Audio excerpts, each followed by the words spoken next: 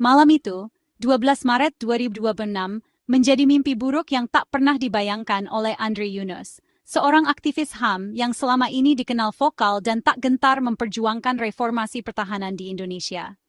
Ia telah lama menjadi suara bagi mereka yang tak terdengar, memperjuangkan keadilan dan transparansi di tengah sistem yang kerap menutup mata terhadap pelanggaran hak asasi manusia. Namun, malam itu, segalanya berubah dalam sekejap. Di tengah hiruk-pikuk Jalan Salemba, Jakarta, ketika lampu-lampu kota masih menyala dan lalu lintas belum sepenuhnya lengang, Andre diserang secara brutal oleh orang tak dikenal. Air keras yang dilemparkan ke wajahnya bukan hanya melukai fisiknya, tapi juga mengguncang rasa aman masyarakat sipil. Serangan ini terjadi begitu cepat, meninggalkan kepanikan dan ketakutan di antara warga yang menyaksikan kejadian tersebut. Suara sirene ambulans dan teriakan orang-orang menjadi saksi bisu atas kekejaman yang menimpa seorang pejuang keadilan. Luka bakar parah, terutama di bagian mata dan wajah, membuat Andre harus segera dilarikan ke Rumah Sakit Cipto Mangunkusumo. Di sana, tim medis berjuang menyelamatkan penglihatannya dan menstabilkan kondisinya. Ia harus menjalani serangkaian operasi yang menyakitkan dan melelahkan, dengan harapan bisa memulihkan sebagian fungsi wajahnya. Setiap hari di rumah sakit menjadi pertarungan baru, bukan hanya melawan rasa sakit, tapi juga melawan rasa takut akan masa depan yang tak pasti. Serangan ini bukan sekadar kekerasan terhadap individu, tapi juga merupakan pesan menakutkan bagi siapa saja yang berani bersuara kritis di negeri ini. Upaya membungkam suara-suara yang menuntut perubahan dan keadilan semakin nyata, seolah ingin menegaskan bahwa risiko memperjuangkan kebenaran bisa sangat mahal. Banyak aktivis dan jurnalis kini merasa terancam, bertanya-tanya apakah mereka akan menjadi korban berikutnya. Andre dikenal sebagai sosok yang berani menantang institusi kuat, bahkan sempat menjadi sorotan nasional karena aksinya yang lantang di rapat revisi UU TNI. Ia tak pernah ragu mengkritik kebijakan yang dianggap merugikan rakyat, meski tahu risikonya besar. Keberaniannya berbicara di hadapan pejabat tinggi dan menuntut transparansi membuatnya dihormati sekaligus dibenci oleh sebagian pihak. Tragedi yang menimpa Andre langsung mengguncang publik dan menjadi isu nasional. Media massa menyoroti kasus ini, menampilkan headline tentang kekerasan terhadap pembela HAM di tengah era reformasi. Banyak pihak bertanya-tanya, bagaimana mungkin di jantung ibu kota, di tengah janji-janji demokrasi, kekerasan semacam ini masih bisa terjadi? Apakah perlindungan terhadap pejuang hak sipil hanya sebatas retorika? Setiap perban yang membalut tubuh Andre adalah simbol dari mahalnya harga keberanian. Luka-luka itu bukan hanya luka fisik, tapi juga luka bagi demokrasi dan keadilan di Indonesia. Di balik rasa sakit dan trauma, tersimpan tekad untuk terus melawan ketidakadilan, meski harus menanggung konsekuensi yang berat.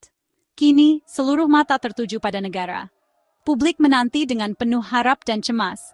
Akankah negara benar-benar hadir untuk menegakkan keadilan dan melindungi para pejuang hak sipil? Ataukah kasus Andre Yunus akan menjadi satu lagi catatan kelam dalam sejarah perlindungan HAM di Indonesia? Jawabannya akan menentukan masa depan demokrasi dan keberanian di negeri ini. Serangan terhadap Andre Yunus mengguncang publik dan elit politik. Presiden Prabowo Subianto memberi atensi khusus, menegaskan negara tak akan membiarkan kekerasan merusak demokrasi. DPR dan partai politik lintas fraksi mendesak penegakan hukum tuntas. Menteri HAM Natalius Pigai tampil di depan, menegaskan komitmen pemerintah untuk mengusut kasus ini secara transparan. Respons serempak dari Istana dan Senayan memberi harapan negara tidak berpangku tangan saat pejuang HAM dilukai. Konsensus elit ini menjadi sinyal kuat bahwa perlindungan aktivis adalah prioritas bersama.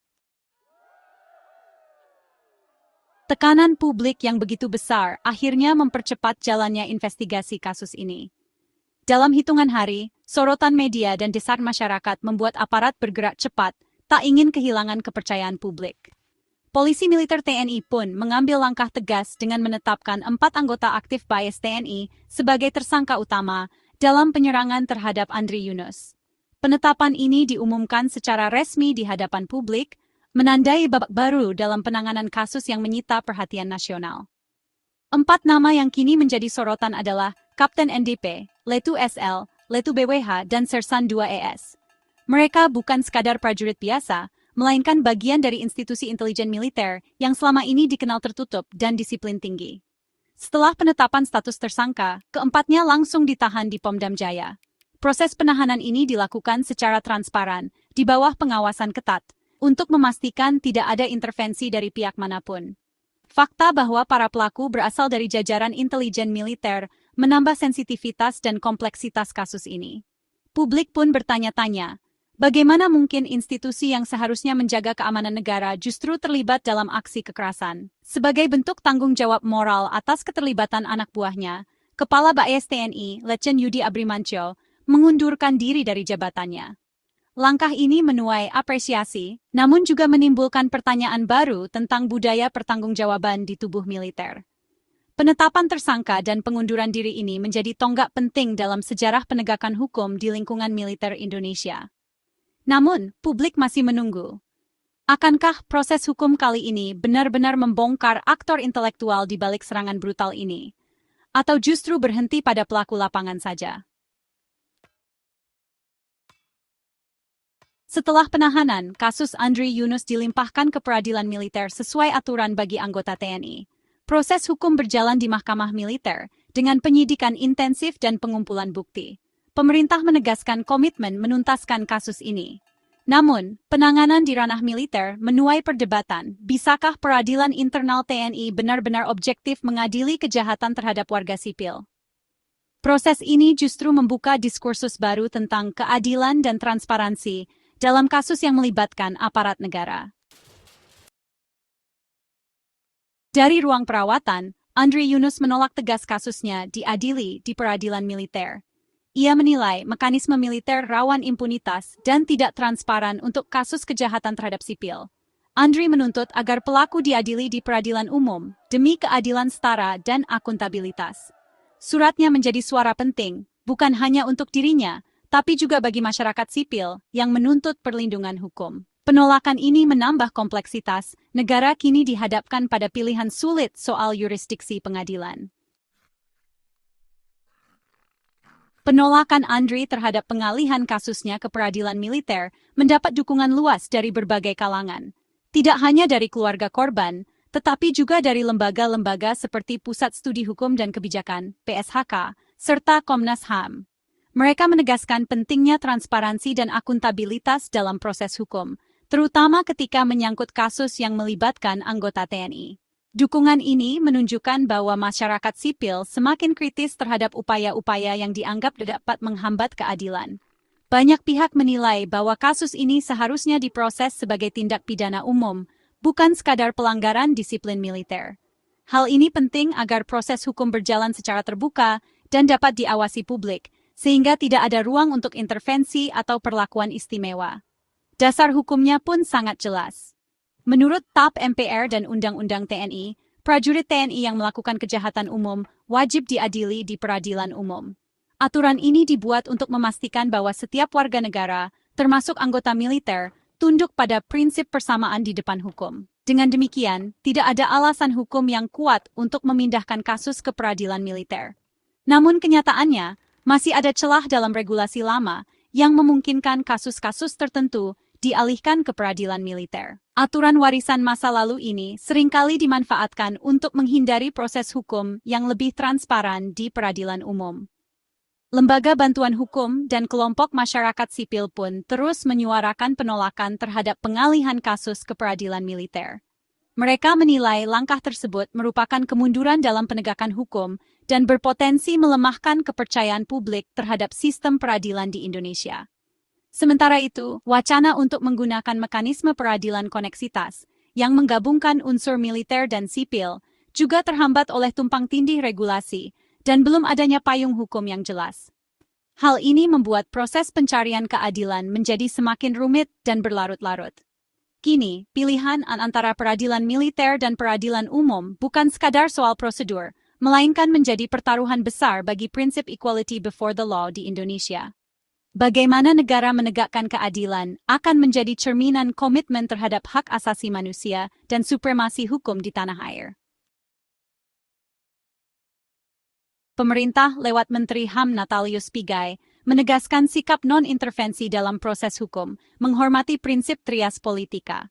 Eksekutif tak boleh mengarahkan atau mendikte jalannya peradilan, meski atensi penuh diberikan. Komitmen pemerintah adalah memastikan hukum berjalan, bukan menentukan hasil. Sikap ini menjaga independensi peradilan dan kepercayaan publik. Perdebatan yurisdiksi harus diselesaikan lewat mekanisme hukum, bukan instruksi politik. Pemerintah memilih jalur konstitusional, menahan diri dari intervensi demi supremasi hukum. Sorotan publik dan media menjadi pengawas penting agar kasus Andre Yunus tak tenggelam. Menteri HAM mengakui, tekanan masyarakat sipil dan media menjaga proses hukum tetap transparan. Namun, ia mengingatkan bahaya trial by the mob, penghakiman massa dan media sebelum putusan pengadilan. Publik harus kritis, tapi tetap menghormati asas praduga tak bersalah. Tantangannya, menjaga keseimbangan antara pengawasan dan tidak menjadi hakim di ruang publik. Keadilan lahir dari proses yang adil, bukan amuk massa. Pada akhirnya, kasus Andre Yunus menguji komitmen negara menegakkan HAM dan keadilan. Pemerintah menegaskan perlindungan bagi seluruh rakyat, termasuk aktivis kritis. Serangan terhadap Andre adalah serangan terhadap kebebasan berekspresi, dan negara tak akan menoleransi. Proses hukum yang berjalan adalah bukti awal komitmen itu. Pemerintah meminta kepercayaan publik dan mengajak semua pihak mengawal kasus ini hingga tuntas. Momentum ini harus memperkuat supremasi hukum dan perlindungan HAM. Tragedi Salemba harus berakhir dengan keadilan, bukan impunitas.